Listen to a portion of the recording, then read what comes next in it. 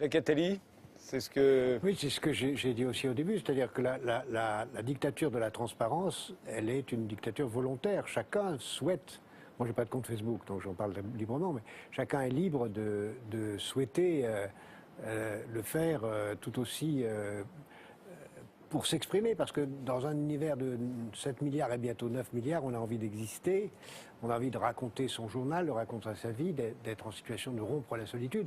Et cette rupture de la solitude, on croit qu'elle est simplement liée à quelques amis. En réalité, elle est une façon de se donner en spectacle au monde et de créer les conditions que ce spectacle soit utilisé par d'autres. Donc ça n'a rien à voir avec la stasie, c'est une stasie volontaire.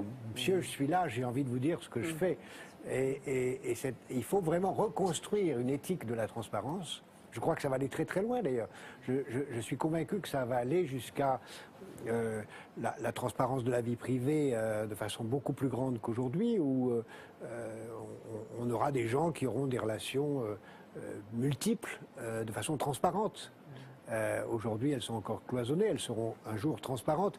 Et l'éthique va être totalement bouleversée par cela. Et les États, dans la mesure où les États observent tout le monde, ne sont qu'un accoucheur de cette dictature de la transparence, où la seule façon de fuir sera de se débrancher totalement, d'aller sur une île déserte virtuelle ou réelle, mais à condition de pouvoir démontrer au monde qu'on ne le fait pas pour créer les conditions d'une action criminelle. Parce que se couper au nom de la vie privée, se couper au nom de la vie privée pour préparer un attentat, c'est pas acceptable. Mais le grand luxe de demain, ce ne sera pas le nombre d'amis qu'on aura sur Facebook, c'est la solitude dont on pourra s'enorgueillir. Ce que vous êtes en train de nous expliquer, c'est que quiconque aujourd'hui voudrait se débrancher, se déconnecter, ne plus être traçable, comme nous le sommes tous, immédiatement serait suspect et a priori la NSA lui tomberait dessus. Exactement. Voilà. C'est presque la preuve que c'est un futur criminel. Écoutez, s'exposer au monde, pourquoi pas? On a tous, surtout à l'adolescence, un besoin de reconnaissance sociale, etc. Mais encore faudrait-il faire avec la connaissance et la compréhension des mécanismes sous-jacents. On vous dit Facebook, c'est cool, c'est plein d'amis, c'est une façon de publier sur Internet. Déjà, c'est pas une façon de publier sur Internet, c'est une façon de publier sur Facebook. Donc vous ne publiez qu'aux gens qui sont sur Facebook. Et là, beaucoup de gens, oui, moi j'y suis pas, vous non plus apparemment. Donc beaucoup de gens n'ont pas confiance de ça. Il y a un compte Facebook en mon nom qui met mes articles. Mais je ne dis rien de moi. Pareil, vous avez l'impression que sur Facebook que vous allez pouvoir communiquer avec vos amis. Les révélations récentes montrent que vous communiquez avec vos amis et Facebook et la NSA.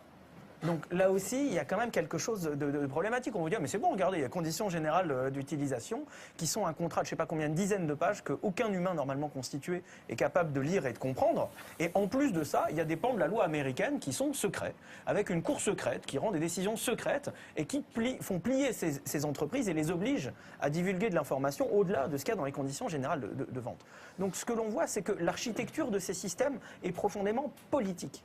Et que s'il faut faire comprendre quelque chose à nos citoyens, c'est cette nature politique, c'est la véritable nature de cette architecture, de notre infrastructure de communication. C'est comme signer un contrat sans savoir lire, qu'aller sur Facebook en se disant bah, « c'est cool, je vais pouvoir exposer toute ma vie ».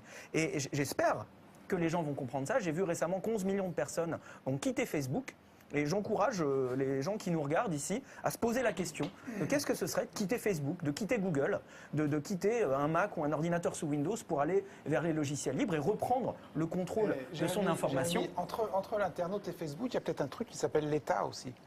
Et, non, mais je veux dire, et qu'il y a peut-être un tout petit rôle à jouer, par exemple, dans les pays, en faisant voter des lois de temps en temps pour dire, je veux dire... On a tout à fait en parler, ça fait 5 ans que je fais ça toute la journée. Dis-moi si je délire. Non, vous délirez pas. Le problème, c'est qu'un État, c'est national. Vous délirez pas, moi, ça fait 5 ans que je fais ça toute la journée et qu'au niveau européen, je vois comment s'élaborent les règlements en matière de protection des données. Au niveau européen, est-ce que ce serait absurde d'imaginer que des réglementations européennes disent à Facebook, quand un internaute s'inscrit sur Facebook, on lui demande très clairement, tout de suite, et non pas dans les petits caractères qu'il faut aller chercher je ne sais où, quel est le régime de confidentialité qu'il veut avoir. C'est l'objet de la négociation qui actuellement, elle est privée. On ne connaît pas sa nature. Mais c'est dommage, s'agissant d'Internet, oui, c'est dommage. Je sais pas moi qui décide de comment la Commission travaille avec Google, mais en tout cas, il y a une négociation approfondie avec Google qui a exactement cette nature. Je voudrais juste revenir un Non, mot non, sur attendez, je voudrais qu'on avance parce que c'est exactement la suite. Il y a quelque chose qu'on nous promet aussi, c'est le droit à l'oubli, le fameux droit à l'oubli